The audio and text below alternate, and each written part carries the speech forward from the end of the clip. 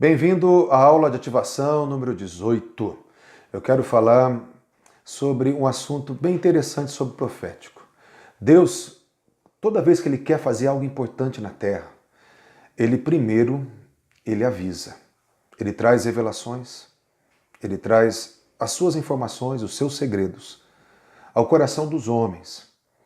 Amós 3, versículo 7 diz assim: Certamente o Senhor Jeová não fará coisa alguma sem ter revelado o seu segredo aos seus servos, os profetas. Deus aqui diz assim que Ele não faz coisa alguma. Em algum lugar sempre vai ter alguém, uma pessoa, quer seja uma criança, quer seja um ancião, quer seja uma igreja, que Deus ele vai trazer revelações das coisas que Ele está fazendo na terra.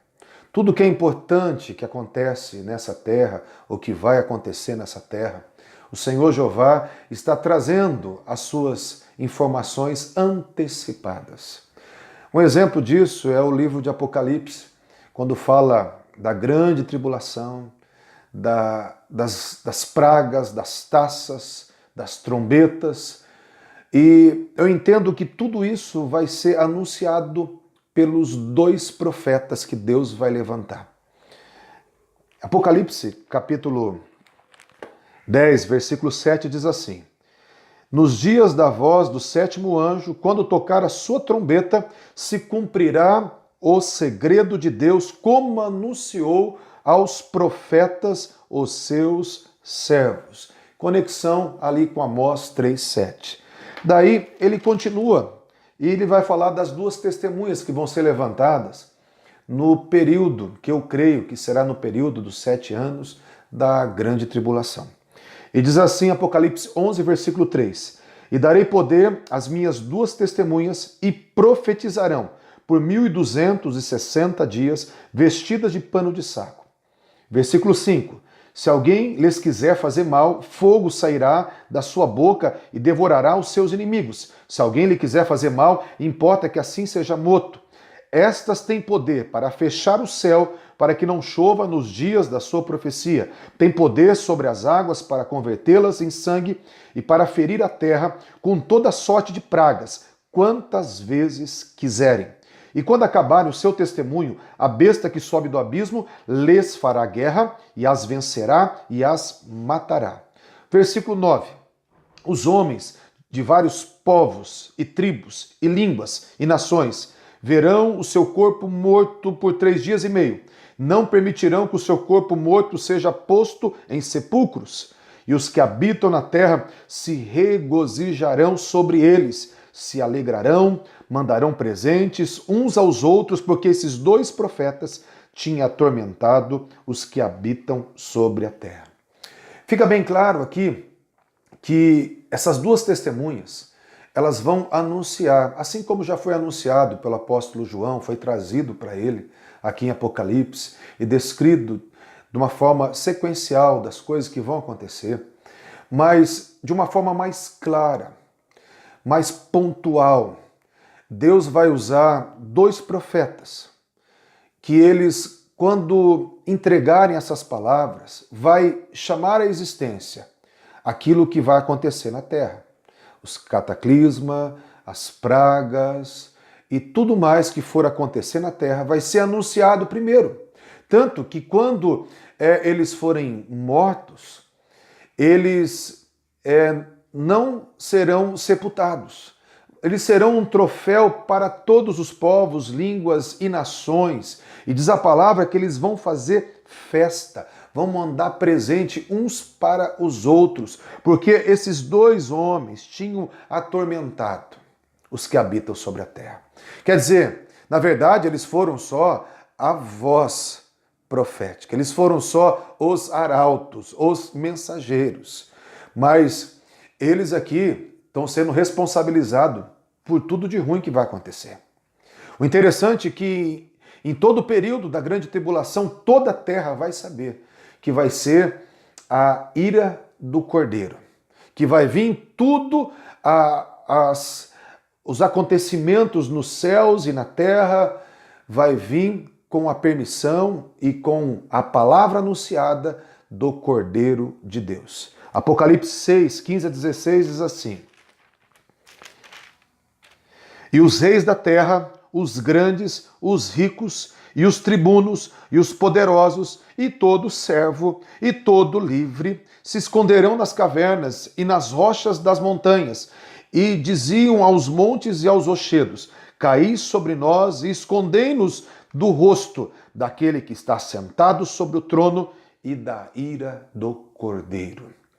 O interessante que eu quero falar, um princípio bíblico, que tudo que Deus tem para fazer, Ele primeiro anuncia, Ele primeiro fala.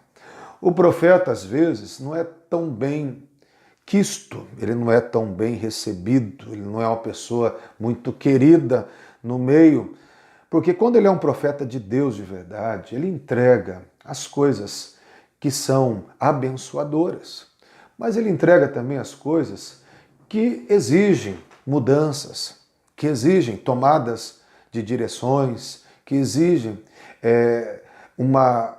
confrontos mesmo. E é por isso que fala que eles atormentam os que habitam na terra. Por isso tem esse basamento bíblico. E eu queria deixar também para vocês que quando Jesus ele foi nascer, ele era o rei. Ele é o rei dos reis, o senhor dos senhores. E o rei que estava nascendo para ser o rei de Israel, o filho de Davi. Ele precisava ser anunciado. E o interessante é que Mateus, capítulo 2, quando fala do nascimento de Jesus e do anúncio de Jesus, quem que Deus usou? Deus usou os magos do Oriente. Talvez lá da Pérsia, lá do tempo do cativeiro, quem sabe? Foram influenciados pelo povo de Israel, ou simplesmente astrólogos que olhavam para os céus e tiveram uma revelação de Deus. Aqui fala assim, Mateus capítulo 2, tendo nascido Jesus em Belém da Judéia, no tempo do rei Herodes, eis que uns magos vieram do Oriente a Jerusalém e perguntaram, onde está aquele que é nascido, o rei dos judeus? Porque vimos a sua estrela no Oriente e viemos adorá-lo. O interessante é que esses magos, eles vieram direto para Jerusalém. Por quê? Porque Jerusalém era a capital de Israel e tinha nascido o rei dos judeus. E eles foram procurar no palácio do rei Herodes.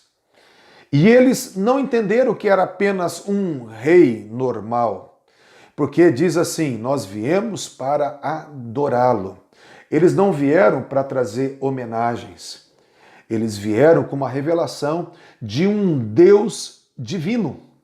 Os magos do Oriente tiveram a revelação de um Deus divino. Daí diz assim, versículo 3, e o rei Herodes, ouvindo isto, perturbou-se e toda a Jerusalém com ele. E congregado todos os príncipes dos sacerdotes, os escribas do povo, perguntou-lhe onde havia de nascer o Cristo. O interessante é que os magos fizeram a coisa certa. Jesus precisava ser anunciado em Jerusalém. O rei de Salém, o rei da justiça, o rei de Jerusalém, o rei dos reis, o rei de Israel, precisava ser anunciado em toda Jerusalém. Os magos anunciaram ao rei Herodes. O rei Herodes anunciou a toda a cidade de Jerusalém. O rei Herodes fez mais, chamou todos os principais sacerdotes, todos os fariseus, os saduceus, os herodianos, chamou todos os principais sacerdotes da época.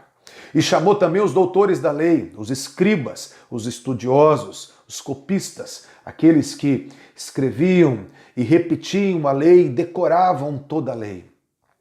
E ele fez aquela abordagem, onde vai nascer o rei dos judeus. E daí os pesquisadores, que eram os escribas, os doutores da lei, os mestres, disseram em Belém. Em Belém que vai nascer o rei dos judeus. O que eu quero dizer com isso? Deus, quando quer anunciar algo importante, ele não só fala com cristãos, não só fala com pessoas conectadas a ele. Ele falou com Herodes, ele falou com os pesquisadores, ali escribas, que naquela época não eram nada espirituais. Ele falou com os magos do Oriente, sem conhecimento nenhum da tradição de Israel, da tradição do Deus de Israel e do nascimento do Emanuel, do Deus conosco. E ele falou através das estrelas, vimos a sua estrela lá no Oriente e ela nos guiou até este lugar. Aqui fica bem claro que quando Deus ele quer falar e anunciar, ele não está preso, enquadrado naquilo que nós achamos que deve ser. Porque muitas vezes nós queremos colocar Deus numa caixa de fósforo. Ele só pode fazer assim, ele só pode falar com pessoas assim, ele só pode trazer para pessoas espirituais. Deus fala com criança, Deus fala com idoso, Deus fala através dos céus, Deus fala através da natureza, Deus fala com pessoas que estão conectadas a Ele, Deus fala com pessoas que não estão conectadas a Ele, Ele fala com quem quer, mas Ele avisa as coisas que Ele vai fazer. Jerusalém toda precisava ser avisada e Ele usou pessoas que não eram pessoas seguidoras do Senhor, para anunciar o nascimento do rei de Jerusalém. Eu quero dizer para você, querido, que o Espírito Santo, ele pode e ele faz, e ele usa. Ele traz na intuição, pessoas que têm aquela intuição, um sexto sentido. Eu estou percebendo isso. E não são pessoas nem religiosas. Ele toca a consciência de homens. Ele traz sonhos para pessoas que às vezes são até de outras religiões. Deus não pode ser preso dentro daquilo que nós achamos que ele deve fazer. Ele não fica preso no nosso gueto religioso. Deus, ele usa quem quer, mas ele anuncia as coisas que ele vai fazer. Que Deus possa te usar poderosamente, que você entenda que você é uma boca profética, que você se levante como alguém que vai receber as informações do coração de Deus para anunciar aos homens aquilo que Deus quer fazer e fará, no nome de Jesus.